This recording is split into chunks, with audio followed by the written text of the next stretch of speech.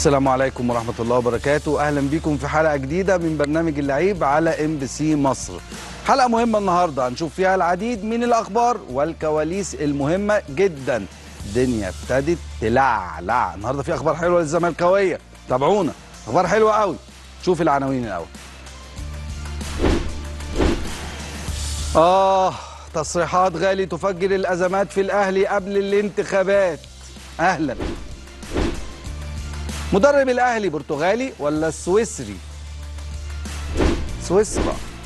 طيب، تحذير طبي بمشاركة إمام عاشور في مباراة إنبي. تفاصيل الصلح بين الجزيري ويانيك فيريرا، أول حاجة حلوة هي للزملكاوية. كابوس يطارد الزمالك قبل مباراة المصري في الدوري. انفراجة لكل الزملكاوية، خبر حلو جدا جدا جدا. خلال أيام عودة أرض 6 أكتوبر. مش هتكلم في تفاصيل دلوقتي، لكن معنى عودة الأرض كل حاجة هتتحل. اللي الدفعة بتاعت الراجل ألفينا ده هتروح، واللي ليه فلوس مستحقات هياخدها، وكل حاجة حلوة. طيب، برعاية جون إدوارد وعبد الناصر محمد تم الصلح ما بين الجزيري ويانيك فيريرا. امبارح في الملعب راجل وقف اعتذر له قدام اللعيبة، باسوا وحضنوا ونزل التدريبات الجماعية. إذن خلاص الجزيري جاهز للمشاركة مع نادي الزمالك، وأعتقد ده حل مثالي كويس جدا في الظروف دي.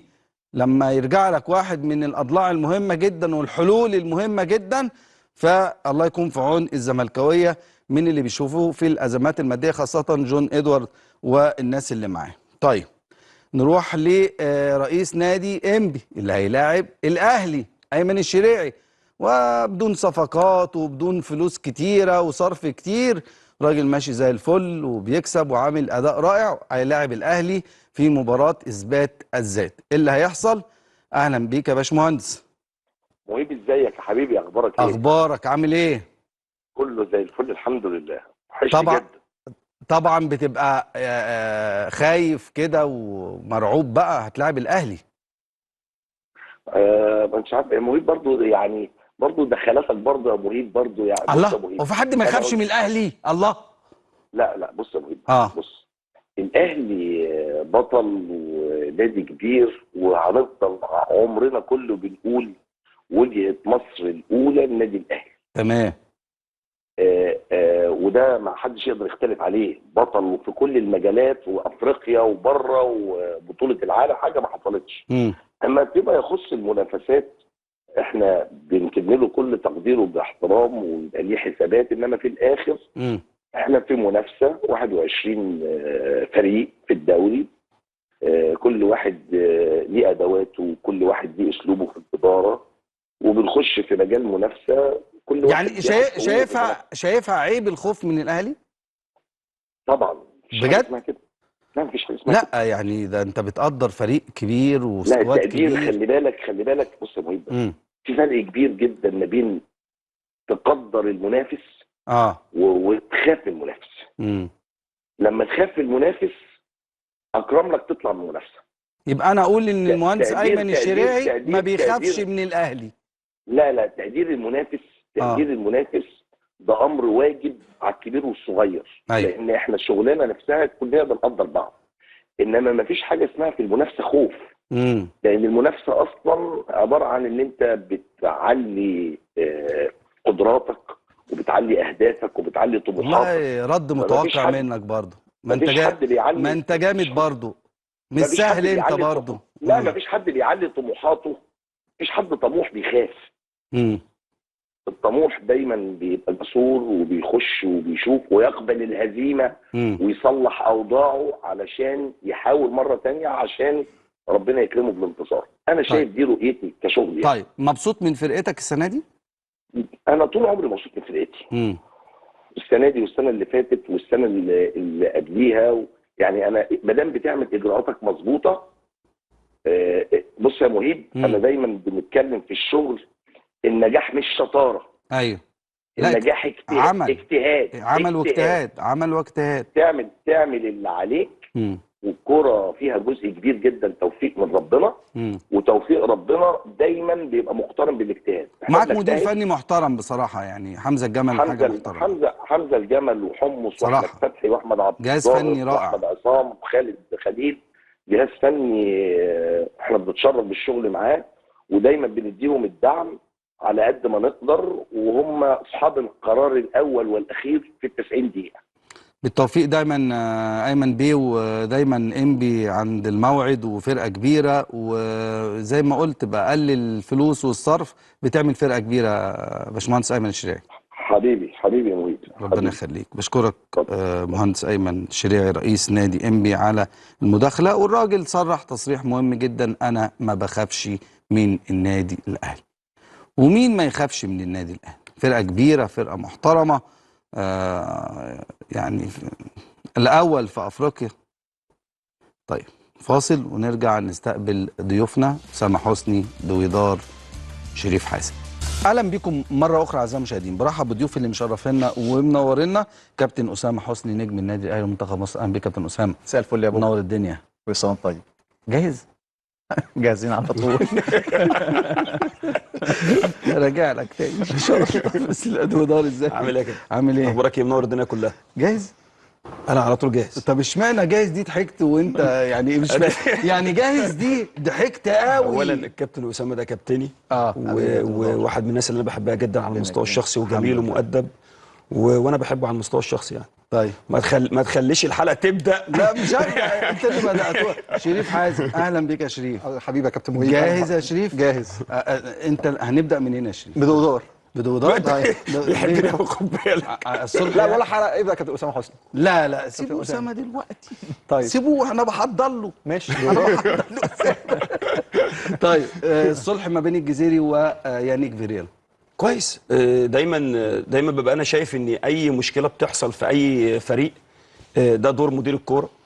مهم جدا ان وارد ان اي لاعب بيحصل منه اي مشكله، لكن شطاره مدير الكوره ان انت تنفذ العقوبه، والصلح ده هيفيد نادي الزمالك. لان انا شايف ان الجزيري كمهاجم، من وجهه نظري انا شايف ان الجزيري ناصر منسي الدباغ، الجزيري هو اللاعب رقم 9 في نادي الزمالك اللي يقدر يعمل فارق. وشايف ان الجزيري لو اموره بقت كويسه سواء في التمرين. رتبهم لي: الدباغ، انا قلت لك الجزيري، ناصر منسي، الدباغ. خد بالك الدباغ ده لعيب كويس بيشكروا فيه. أيوة يعني بس ده الترتيب بتاعي. ده الترتيب بتاعي، ان هو انا بالنسبه لي الجزيري هو احسن 9 في مصر من وجهه نظري انا. بعد اسامه ابو علي بعد ما مشي الحته ديت بقت فاضيه. يعني الجزيري احسن من محمد شريف بالنسبه لي انا. حسب بالنسبه لي الجزيري الزمالك ما كانش كسب اسامه فيصل. بالنسبه لي الجزيري افضل 9 في مصر بعد اسامه ابو علي دلوقتي حاليا. اللي في المنتخب ده حقيقي. لا مصطفى محمد مالناش دعوه بيه. مصطفى محمد لعيب كبير لكن انا بتكلم على الجزيري. لا، افضل من محمد شريف، افضل من اسامه فيصل. انا شايفه ان هو افضل 9 في مصر بعد وسام ابو علي. خد بالك وسام ابو علي لما مشي بقى في فراغ اصلا في مهاجمين مصر كلها. قلت لي ان مصطفى محمد جاي الاهلي، هو ما جاش ليه؟ ما جاش ليه؟ ايه؟ هيجي. اصبر يا كابتن. ايه؟ هيجي. وارد يجي. ما القيد قفل ولا؟ لا، وارد يجي على المدى البعيد. وارد يجي. وارد يجي. لكن مصطفى محمد اللي انا عرفته ان هو طلب مبلغ مالي كبير في النادي الاهلي، والنادي الاهلي لقى ان المبلغ كبير جدا، عشان كده المفاوضات توقفت. هو اللي طلب ولا النادي؟ لا، مصطفى محمد والنادي طلب مبلغ مالي كبير جدا. كام يعني؟ انت عارفه؟ لا كام؟ انا بسألك. انت عارف؟ انا ما اعرفش. طلب مبلغ كبير. ايوه. ليه عقده هو. كام يعني؟ مش هقول لك. لا ليه؟ مش هقول لك. طب وحات ابوك. والله ما هقول لك. بس انت عارف المبلغ. طب هو طلب مبلغ كبير. كام؟ طلب مبلغ كبير جدا. يا عم قول يا عم، في ايه قصه؟ مفيش مشكله. قول بس وانا هقول. بلاش اقول. بلاش اقول. والله انت يا اخي. النادي الاهلي لما اتكلم اعلى من زيزو يعني؟ اعلى من زيزو طبعا. ضعف زيزو. خلاص ضعف زيزو. يعني طبعا. يعني كام؟ بتتكلم في 200 مليون جنيه مصري. 200 مليون في السنه. اللي انا شايفه بدل هتدي 100 مليون في 5 طيب يعني 4 مليون دولار طب في ولا إيه حاجة، النادي الأهلي يقدر انت يعمل محسسني كده. يعني ان هم 6 7 انت مليون دولار بتتكلم ان 4 مليون دولار النهارده في لما السنه. مصطفى يجي ياخد 200 مليون ده وسام بيتباع ب7 وزيزو ونص. ياخد 100 وده ياخد 100، ده كده ده سياسه ايوه ده الاداره وسام بياخد اتغيرت. 5 في امريكا. لكن مصطفى محمد لو انا اتمنى طبعا يجي نادي الزمالك، لكن النادي الامور الأهلي الماليه غني. في نادي الزمالك صعب ان تجيب مصطفى محمد، صعب. خش يا شريف، يلا يا شريف. لا انا كنت اتمنى اشوف تودار، بس لو الزمالك كان كسب كان الجزيري ما كانش حد، كان الجزيري في الدواسه دلوقتي. هو الجزيري بقى كويس لان طبعا محتاجين. يعني انا بقول لك الجزيري هو موجود دلوقتي، الناس بتتكلم عليه كويس وفي صلح حصل عادي جدا. يعني هو دلوقتي مش هو، انا بكلمك ان الراجل النادي الزمالك في الكوره عادي انت ممكن تدوس على حد لو الامور. انت حابب الجزيري؟ لعيب كويس. اه لا بس ما مش يعني مش لدرجه برضو ان هو احسن 9 في مصر بعد وسام ابو علي. لا بس يلعب على يعني الاقل، يلعب محمد اساسي. شريف احسن منه. ايوه بس يلعب اساسي في الزمالك. في الزمالك طبعا يلعب. بس كده هو دي قصه. هو الراجل غلط، عشان كده كان لازم فيرا حتى هو بيكسب كان لازم يلم الناس حواليه. يعني العنجهيه اللي اتكلم بيها في المؤتمر ما كانش صح في وقت زي ده. كان المفروض الناس بتتكلم عليه كويس، تكسب كل الناس. اول لما وقع دلوقتي بيصالحوا الراجل على ده وبتاع، بيلموا الفرقه تمام. بس انا اعتقد لو كان الزمالك كسب دجله ما كانش هيبقى ده السيناريو خالص اللي بيحصل دلوقتي. كان الراجل في قرار ان الراجل ما يبقاش موجود وخلاص. الراجل طلع مدير فني اعلنها بكل صراحه يعني في المؤتمر لان ده مش معايا، فواضح ان كان في ترتيب ان الراجل ده مش هيكمل. دلوقتي الراجل هيكمل لان هم محتاجينه، لان فرقه نادي الزمالك زي ما قلت فرقه ما تراهنش عليها طول السنه، فرقه كويسه.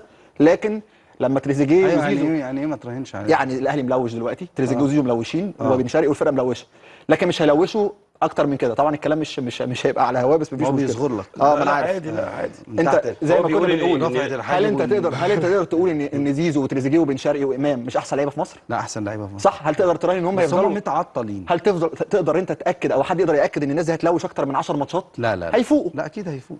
شيكوبانزي والناس الثانيه دي كلها لعيبه كويسه، بس ما اقدرش اراهن عليهم. شيكوبانزا ما اقدرش اراهن على الناس دي. الناس دي نجحت واثبتت نجاحها. زيزو والناس دي نجحوا اوريدي واثبتوا النجاح الناس شافوه. بس رد على شريف في النقطه النجاح دي. شافوه عشان عايز اروح لسام. طب براحتك. النجاح شافوه، لكن النادي الاهلي كده هيفوق طبيعي جدا. تمام. اسامه ليك تعليق ولا اجي لك في لا هقول لك النقطه دي. خلي بالك احنا اتكلمنا فيها وقت الايقاف وقتها، قلت لك ده كان يعني قله خبره من المدير الفني ان هو في مؤتمر صحفي يعلن عقوبه الجزيري او هو مش عايز الجزيري. أسوأ حاجه في مدير فني ان هو يبص تحت رجله. دلوقتي انا عندي لعيبه بتلعب وكسبت مباراه فبدوس على اللعيبه الثانيه. الجزيري طبعا مهاجم كبير لا غنى عنه، لكن زي ما شريف قال النهارده هو انا علشان في تعثر للفريق بتاع نادي الزمالك فالنهارده برجع الجزيري. فهنا السياسه بتختلف في اداره الموقف. تمام. الحاجه الثانيه، انت عدي الدباغ لعب مباراه والثانيه والثالثه، هل تثبيته النهارده كان في صالح نادي الزمالك؟ ولا النهارده انت كشركه بتدير نادي الزمالك في الوقت الحالي في كره القدم، فانا جايب لعيبه هسوقها بعد كده، فالنهارده انا عايز المع اللعيبه دي. طب هل التلميع ده على حساب نادي الزمالك وحساب الفريق؟ هو ده التساؤل اللي يتسال هنا في وجود واحد زي عدي الدباغ. خد بالك لعيب مع كويس، لعيب احترامي جامد. للجزيري ادوا كويس والله. كتير، لكن ما فيش اي علامات ظهرت من خلال عدي الدباغ، ما فيش اي امارات ظهرت. لكن الجزيري كان عندك مهاجم كبير وبيسجل في المباريات الكبيره وفي المناسبات الكبيره، فحته ان انا ابعده كان طبعا قله خبره من المدير الفني وتعامل يعني. بس يلمع ديت يا كابتن اسامه لو هو مهاجم لا يناسب نادي الزمالك. هو مهاجم كويس كويس يقدر ان المدير هو على فكره المدير الفني مقتنع بيه جدا. طب هقول لك على حاجه، لكن يلمعوا حته ديت ليه؟ التلميع ده يا كابتن دودار ممكن اسالك سؤال بمفهوم تاني او بمعنى تاني. اتفضل. النهارده النادي الاهلي مشى ريبيرو، شاف ان ريبيرو مش على طموحات يا استاذ مهيب الامال اللي بتنعقد على جماهير النادي الاهلي. اكيد. هل النهارده ممكن مجلس اداره الزمالك يقدر يمشي فيريرا في اي وقت؟ ولا لازم السؤال ده ترجع للي جايب فيريرا؟ ارد عليك بقى. كده بقول لك ان الشركه اللي بتدير الكوره في نادي الزمالك هي المتحكمه في الامور. فالنهارده واحد زي الجزيرة ابعده في وقت، ودلوقتي علشان الفرقه محتاجاه فدخله في وقت. ما هي نفس المفهوم ده يا كابتن اسامه، يبقى الكابتن محمود الخطيب جاب ريبيرو يلمعه. يلمعه يعني ايه يلمعه؟ ما انت ما نفس فكره الدباغ يا شريف. نفس فكره الدباغ. هو يعرفوا انا طب ما هو ده اللي بتكلم فيه، ان الدباغ جاي عشان خاطر المدير الفني مقتنع فيه بقى يلعب. انت نفسك قلت فكره الكابتن في علاقه مباشره ما بين اللاعب وما بين الشركه. الشركه هل دلوقتي في اختلاف في كلام ان في شركه هي اللي بتدير الكوره في نادي الزمالك؟ والمناسبه ده مش غلط على فكره، هو ده العالم كله شغال في جون ادوارد. تمام. صح، هو اللي متمثله فيه، هو طبيعي، هو اللي بيدير. بس بدل ما يقول مدير رياضي قال شركه. فالنهارده شيكو بنزا النهارده الفينا، ألفين. النهارده عداد، صفقات كلها انا جايبها كمسؤول او كشركه بتدير نادي الزمالك. فانا النهارده هدفي نجاح اللعيبه دي. ليه؟ علشان اللعيبه دي هتتسوق بعد أمال كده. المدير الفني فانا فين؟ العائد بتاعي انا هاخده انا المدير كشركه. الفني هو اللي بيقرر مين يلعب. طب ما هو معالي ده بره اصلا، بره السكور. ادم كاي ده بينزل الشوط الثاني، لا. فالمدير الفني اللي بيقرر. لا، ما هو ادم كايد ده بينزل الشوط ايه مع علاقة بعيد أصلاً. الشركة إحنا أو شفناه علاقة يعني. المدير طب النهارده الرياضي المدير بعيد الفني تماماً. النهارده الاختيارات المدير حصل له الفني. تعثرين. النهارده لو حصل تعثر في المباريات اللي جايه، هل يحق المجلس اداره الزمالك انه يمشيه ولا لازم ارجع للراجل اللي لا، بيدير؟ لازم هو يرجع للراجل طبعا. ليه؟ عشان هو يرجع اللي لمين هو بس؟ اللي جايبه وهو اللي يرجع بيدفع له، للجون. هو اللي بيدفع له. إزاي يا كابتن؟ يعني هو طيب. الزمالك ممكن يقيل للمدير يعني الفني. يعني دلوقتي الكابتن مثلا، نيجي بقى نتكلم على مجلس اداره النادي الاهلي، هل هو هو بيسألك هيرجع دلوقتي على للشركه؟ الزمالك يا شريف زودار، اسمعني، شريف. بيسألك على لا، الزمالك. الوضع هنا هيرجع غير لنا الوضع اكيد ليه؟ لا. الوضع مجلس هنا الاداره غير هو الوضع صاحب هنا. القرار ليه؟ يا بص كابتن بص مين بص. بيسمعني. يا كابتن مجلس جودار. الاداره في نادي الزمالك هو صاحب القرار، لكن هو جايب مدير رياضي. هل لو هو شايف ان المدير الرياضي ده بيغرقه هيسيبه يغرق؟ اكيد لا طبعا. اكيد لا. ماشي، ما فيش. فالكلام برضه يبقى طيب كلام. اخش بقى في التصريحات الاخيره لحسام غالي. وشفنا ان التصريحات دي مش على يعني سياسه النادي الاهلي. يعني سياسه النادي الاهلي مفيش تصريحات. ده جديد على النادي الاهلي اللي احنا شفناه في الفتره الاخيره، ان يعني عضو مجلس اداره بيتكلم طبعا كلام واضح. يعني كل الكلام واضح وسكته واضحه، هو بيتكلم على مين. بص انا لخص لك الكلام في الجزئيه دي. عشان انا تصريحات قدامي هي لخصت. طيب انا ايه التصريحات يا كابتن عشان انا ما سمعتهاش؟ ممكن طيب تقولها بس عشان أنا التصريحات شايف. ايه؟ انا عندي رغبه ابقى رئيس النادي الاهلي في يوم من الايام، بس حاليا مش قادر امسك سيف ودرع وادخل المعركه دي بعد ما شفت وحشه الموضوع وضخامه الموقف وتكالب بني ادمين كتير وصراعات كبيره قوي ان هي تبقى في الحته دي. البعض يحاول تشويه صورتي لان الجمهور شايف اني ممكن ابقى رئيس النادي الاهلي، او يخلوا الانطباع اللي متاخد عني غلط. انتوا بتفكروا غلط، ده ما ينفعش. دايما في خناجر في الظهر بتتحط. انا اقدر احارب جدا، بس هطلع حاجات سيئه جدا. انا ما بعملش كده، وعمري ما احارب حروب غير شريفه وغير نزيهه. انا دايما حرب شريفه، وش في وش. انا بمجهودي وعرقي هاخد اللي انا عايزه. اول حاجه هعملها لو بقيت رئيس النادي الاهلي، هختار ناس حواليا بشخصيه النادي الاهلي، ناس عندها انكار خد بالك بقى خد بالك من بتسالني انا كذا. ولا بتسال دودار؟ لا، بسالك انت بس عشان انا ما سمعتش. عشان هو ما سمعش. اول حاجه اعملها لو بقيت رئيس النادي الاهلي، هختار ناس حواليا بشخصيه النادي الاهلي، ناس عندها انكار ذات، ناس عندها طموح، ناس تحب تشتغل في عمل جماعي مش فردي، ناس مش متسلقه وشخصيتها قويه. لا لا. انا احب الناس اللي تشتغل معايا تكون شخصيتها قويه بس مش متسلقه، اللي هي انا اللي يعمل انا موجود. انت شخصيتك قويه وكل حاجه. كفايه كده. بص. كفايه كده. كفاية هو كده. ده كان حوار ولا كان لقاء تلفزيوني يعني او بودكاست. بودكاست؟ بص خلينا يعني من خلال ما انا بسمع يعني بالفيديو. بسمع تصريحاتك، انا ما سمعتش الحوار يعني او البودكاست اللي اتقال. ما هو واضح فانا هو الكلام. ما هقول لك، اديني بس فرصه. اولا حق مشروع لاي واحد في النادي الاهلي عضو جمعيه عموميه ان يترشح لاي منصب. حق مشروع. عايز تترشح على منصب الرئاسه، عايز تترشح على منصب النائب، عايز تترشح على امين صندوق، عايز تبقى عضو، عايز تبقى عضو تحت السن. حق مشروع للجميع ومش مكفول على حد معين يعني باسم. ده حق مين؟ حق الاشخاص. لكن النادي الاهلي ليه حق علينا احنا. النادي الاهلي ده خيره علينا، فضله علينا. فالنهارده لو انت بتقول الكلام اللي قاله الكابتن حسام غالي، فانا مش معاه في وقت الكلام او وقت التصريح. خاصه ليه يا استاذ مهيب؟ اولا مفيش انتخابات حاليه في النادي الاهلي دلوقتي. مفيش جمعيه عموميه اتعملت في النادي الاهلي دلوقتي. الفتره اللي جايه عندنا فتره مهمه جدا. هو في جمعيه عموميه من 19 يعني لسه مفيش حاجه اتعملت على ارض الواقع يعني. مفيش اي لكن الاهم بقى من ده ايه؟ عندك 5 مباريات جايين مهمين جدا. هتبتدي بمباراه انبي يوم الاحد اللي جاي، مباراه صعبه ومباراه تقيله. بعد كده عندك سيراميكا، عندك حرس الحدود، عندك الزمالك، عندك كهرباء الاسماعيليه. فعندك 5 جولات مهمين جدا تستدعي الهدوء. بس هو ده زي ما اقول لحضرتك ان حق مشروع لاي حد انه يدخل انتخابات النادي الاهلي على اي منصب، مش حكر على حد، لكن ده حق النادي الاهلي عليه. بتعاتب على حسام غالي التصريحات دي؟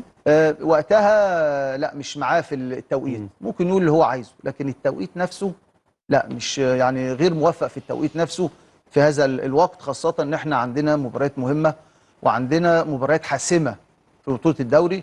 اول 4 جولات في الدوري ما كناش ماشيين افضل حاجة، فاحنا عندنا 5 مباريات ان شاء الله ربنا يكرمنا فيهم النادي الاهلي يستعيد نغمة الانتصارات علشان يرجع للمكانة والصدارة بتاعته الطبيعية. طب الكلام اللي قاله رايك فيه ايه؟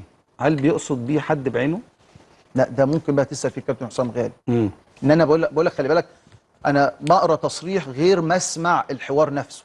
خلي بالك ممكن انا بحط تصريح ممكن بتاخده بمعنى، لكن لما تسمع تاخده بمعنى تاني، فعلشان كده انا بقول لك ما اقدرش احكم على التصريحات على قد التوقيت.